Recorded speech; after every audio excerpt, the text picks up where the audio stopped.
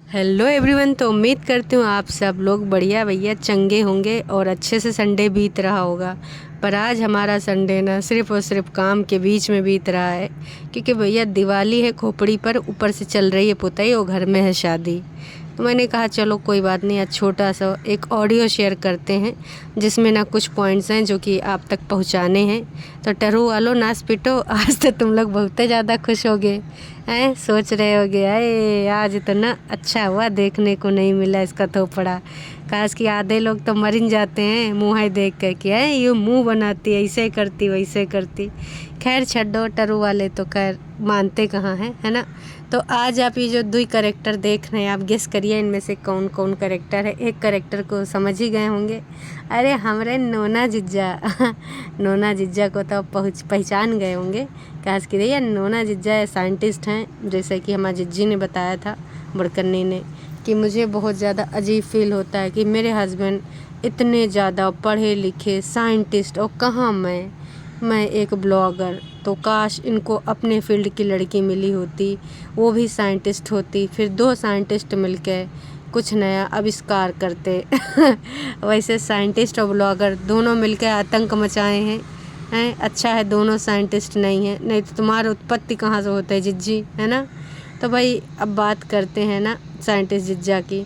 Scientist जिज्जा इस जो family के हैं ना, वो मेन होल सोल इंचार्ज हैं, है ना। इनके बिना इस फैमिली में एक पत्ता भी नहीं हिल सकता है।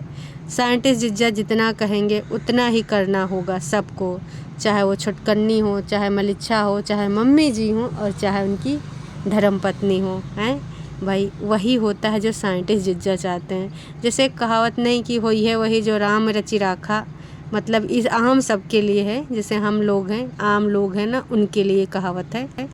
लेकिन साइंटिस्ट जिज्जा के लिए कुछ अलग है। इस कुनबावासी के लिए होई है वही जो साइंटिस्ट रच राखा खैर, और अब दूसरे करेक्टर के बारे में भी बात कर लेते हैं। तो उम्मीद करते हैं आप इसको भी समझ गए होंगे। जो समझ गया है तो भाई कृपया कमेंट कर दे और जो नहीं समझा है उसको बता देते हैं कि ये दूसरा करेक्टर कौन है। एक है हमारे बड़कन्नी जिज्जी और दूसर की कठपुतली जिज्जी जी हाँ, वैसे मेंटल नागिन का नाम ये भी अच्छा है, कठपुतली जिज्जी। काश कि देखिए जो कठपुतली जिज्जी है ना, ये सिर्फ़ और सिर्फ ना सिर्फ़ एक कठपुतली बन के रह गई हैं। इनका खुद का कोई स्टैंड नहीं है, खुद की कोई सोच नहीं है, खुद के हिसाब से ये चल नहीं सकती। खुद को अगर इनको कोई चीज़ सही लग भी रही है तो अब नहीं उसको फॉलो कर सकती, क्योंकि भाई सब लोगों ने बोल रखा है तूने जितना करना था कर लिया, अब तू को ना हमारे सबके हिसाब से चलना पड़ेगा, चाहे वो मलिच्छा हो और चाहे मम्मी जी हों या फिर ये जिज्जा जी साइंटिस्ट नोना जिज्जा और इनकी बहन है ना जहरीली जिज्जी। तो इन सब के हिसाब से सारा काम धाम होता है। और हाँ, एक चीज़ और कहना चाहेंगे कि भाई अभी जो छुटकन्नी जिज्जी हमारा कर रही, जो टाइटल के माध्यम से बातें चल रही हैं ना, उसमें भी ना सिर्फ़ और सिर्फ दूसरों की चीज़ों के हिसाब से होता है, दूसरों के कहने के हिसाब से होता है। उस बंदी को अब इतना भी अधिकार नहीं है कि वो खुद के बारे में कोई डिसीजन ले सके, कुछ सोच सके, उस पर अमल कर सके, ना जी ना। कुछ चीज़ें और सामने आई हैं कि जो ये मलिच्छा है और नोना जिज्जा, इन्होंने एक मास्टर प्लान तैयार किया है और उस मास्टर प्लान के तहत कुछ इन्होंने डिसीज़न लिया है। लेकिन वो डिसीज़न जब आपके सामने आएगा, अगर ऐसा पॉसिबल हो गया, तो समझ लीजिए भाई कि इसने जो इतना ज़्यादा बोला है ना, इसके लिए बहुत बुरा हो जाएगा। इतना ज़्यादा जो गंद पाई है ना, इसके लिए भाई उसी चीज़ों में वापस जाना मतलब बहुत बड़ी बात हो जाएगी, बहुत ही बड़ी बात हो जाएगी। जी हाँ, कुछ मास्टर प्लान बने हैं। जब नोना जिज्जा भी इधर आए थे छुट्टियों में, है ना, ये नवरात्रि और दशहरा की छुट्टियों में मास्टर प्लान जो हैं, अगर वो पूरे तरीके से लागू हो गए इनकी ज़िंदगानी में, तो छुटकन्नी भाई साहब ना घर की रहेंगी ना घाट की।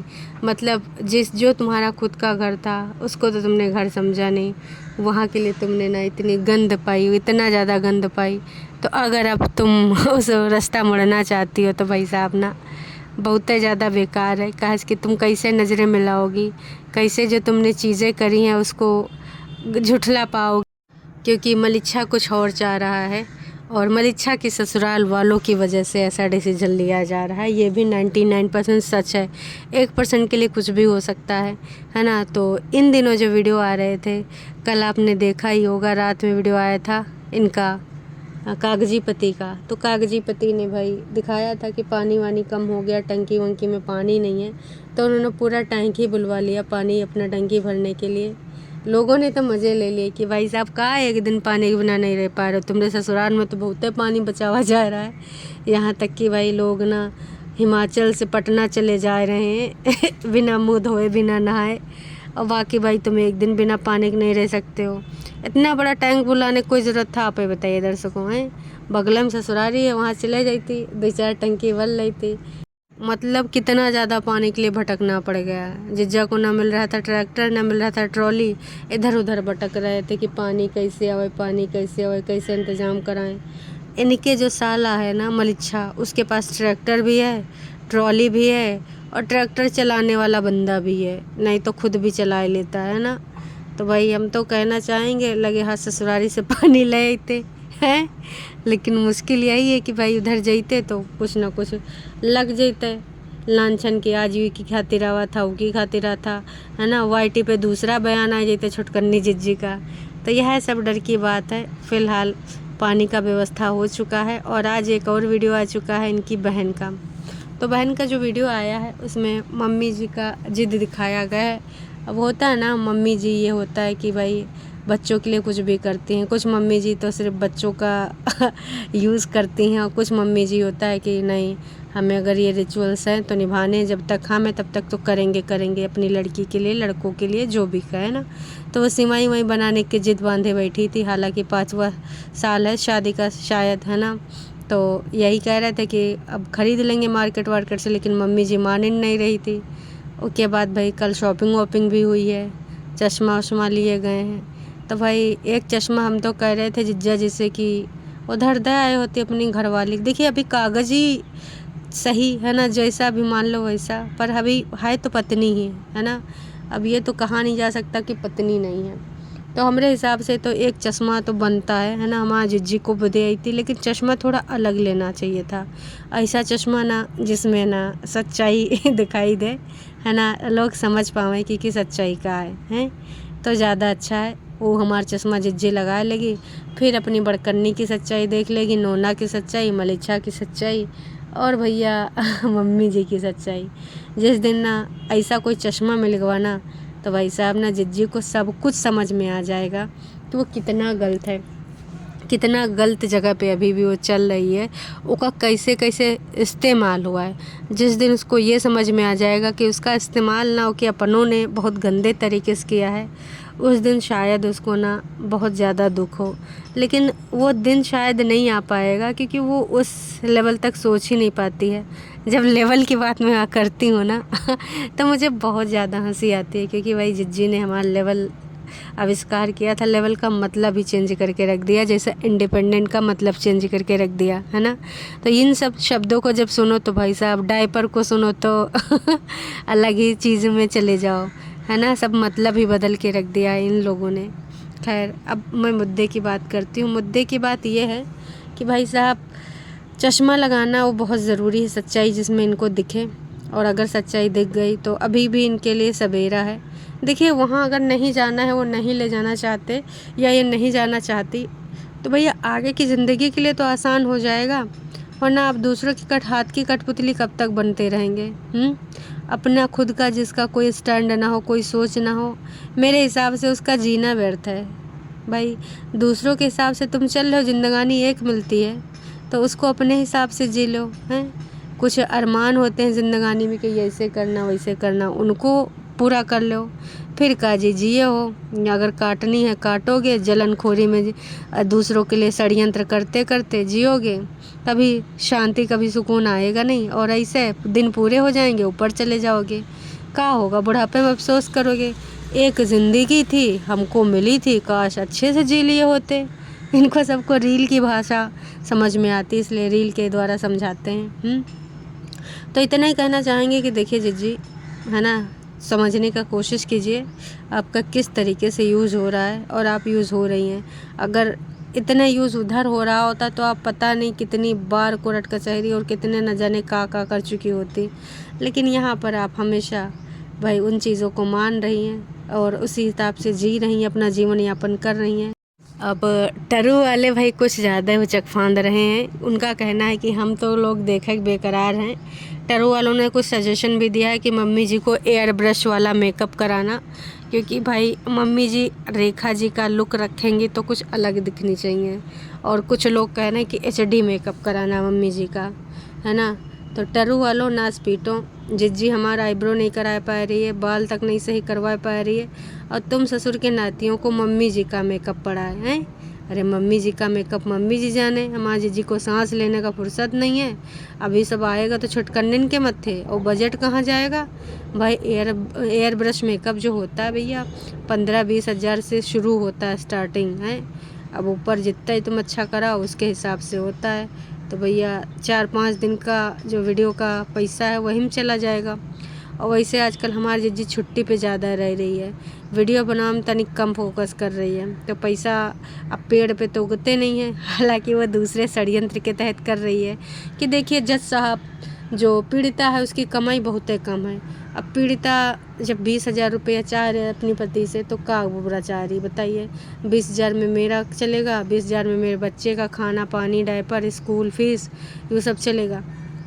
तो पीड़िता बनना है तो इसलिए भाई वो ऐसा कर रही है। अदरवाइज तुमको लगता है कि हमारी जीजी वीडियो ना लेके आती तो वही गलतफहमी का शिकार हो तुम। ऐसा हो नहीं सकता कि इतना सब कुछ हो जाए हमारी जीजी वीडियो ना लावे। तो बस इतना ही कहना चाहेंगे कि मम्मी जी के लुक के लिए टरू वालों नाच पीटो, इतना ज़्यादा प्रेशर ना करो, पैसा जाएगा छुटकन्नी के पॉकेट से। मलिच्छा कुछ लगाने वाला नहीं, क्या है कि मलिच्छा तो बहन से बोल रहा है गरीबी के नाटक, और ऊपर से भाई उधर सास ससुराल वालों को भी जता रहा है कि मम्मी जी घर का पूरा टचअप भी ना हो पाएगा, चाहो तो गिफ्ट के रूप में कुछ पैसा दे दो तो घर का पूरा काम धाम करा लें, और मम्मी जी तुम्हें लड़की की खातिर जेवरात तो बना ही ना पाएंगे। काश कि घर बनवाते बनवाते पैसा खर्च हो गया है। भाई इस ससुराल वाले का मुँह बंद करने के लिए ये किया गया है।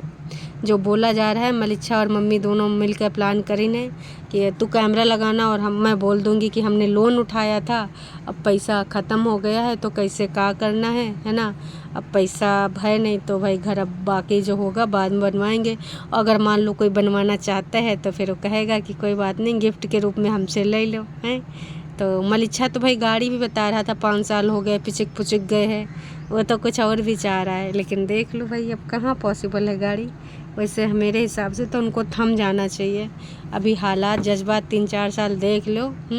अगर इकलौती है तुम इतने ज़्यादा देने के लिए तड़फड़ा रहे हो तो कोनो बात नहीं, कैश दे दो अपनी बिटिया के नाम पे, है ना। बाकी तुम्हारी मर्ज़ी। आज के तुम लोग तो इतना सब कुछ सच्चाई जानते हुए भी कहे हो हम खड़े रहेंगे देख लेंगे अगर कुछ होगा तो भैया देखने के लिए तैयार हो जाओ। आज की रोज़ है ना कुछ देखने को मिलेगा। भाई तमाम टरू वाले यूँ भी परेशान है कि मम्मी जी नीचे काहे रहेंगी, और अगर मम्मी जी रहेंगी तो भाई दुपट्टा काहे रहेगी। काश कि वो चाह रहे हैं कि मम्मी जी अलग और दुपट्टा अलग रहें। उनको ना पूरे तरीके से एंजॉय करने का टाइम मिलना चाहिए और कुल मिलाए के बॉन्ड बनाने का भी टाइम मिलना चाहिए, क्योंकि एक फैमिली टूट चुकी है बिना बॉन्ड बनाने के उसमें, है ना। अगर मम्मी जी इधर अंकुश के यहाँ की बात कर रहे हैं, कागजी पति की, छुटकन्नी ने कहा था कि उसको बॉन्ड बनाने का मौका ही नहीं मिला, हमेशा कोई ना कोई खोपड़ी बैठा रहा तो बॉन्ड नहीं बना पाई। तो भाई अब मलिच्छा के साथ भी ऐसा ना हो जावे कि मम्मी जी हरदम इधर नीचे रहें और दुपट्टा मलिच्छा के साथ बॉन्ड ना बना पावे, तो गड़बड़ हो जाएगा मेरे हिसाब से। तो आप लोग भाई हैशटैग चलाए दो मम्मी को लेकर, हैं शायद मम्मी तक बात पहुंच जाए। तो ऐसा कुछ हो जाए, है ना। बाकी कुछ नहीं, सब लोग तैयारी कर रहे हैं, टरू वाले भी कर रहे हैं लहंगा और कोई साड़ी, कोई अब साड़ी ना पूछो भाई। कल छुटकन्नी जिज्जी ने साड़ी देखी बड़कन्नी की, बड़कन्नी को समझ में आएगा छुटकन्नी की नज़र कौनी साड़ी पे है। वही के बाद भैया उसने ऑन कैमरा बोल दिया कि मैंने सोचा है अब शादी में का पहनूंगी का नहीं पता नहीं, पर करवा चौथ में ये रेड वाली साड़ी पहनूंगी, ब्लाउज बनवाऊंगी। ले जी ले। तो भैया एक बार फिर से छुटकन्नी को उसकी मनपसंद चीज़ नहीं मिल पाएगी। कहा था ना छुटकन्नी कोई बात नहीं, अब जब तुमने डिसीजन ले ही रखा है, का पता मम्मी जी को रेखा बनने के लिए भी कोई दूसरी साड़ी पसंद आ जाए, वो जिज्जी की उस पर भी नज़र हो तो जिज्जी वो भी ना दे हैं। तो भाई अभी के लिए इतना ही, फिर मिलेंगे नई का वीडियो में, है ना। और आज व्यस्त दिन ज़्यादा है ना, तो टाइम ज़्यादा नहीं मिल पा रहा है। अगर टाइम मिलेगा तो दूसरा का वीडियो ज़रूर आएगा, नहीं मिलेगा तो कोई बात नहीं, फिर परसों, है ना। तो अगर आप चैनल पे हैं नए तो कर लीजिए सब्सक्राइब। मिलते हैं नेक्स्ट वीडियो में। Tata bye bye.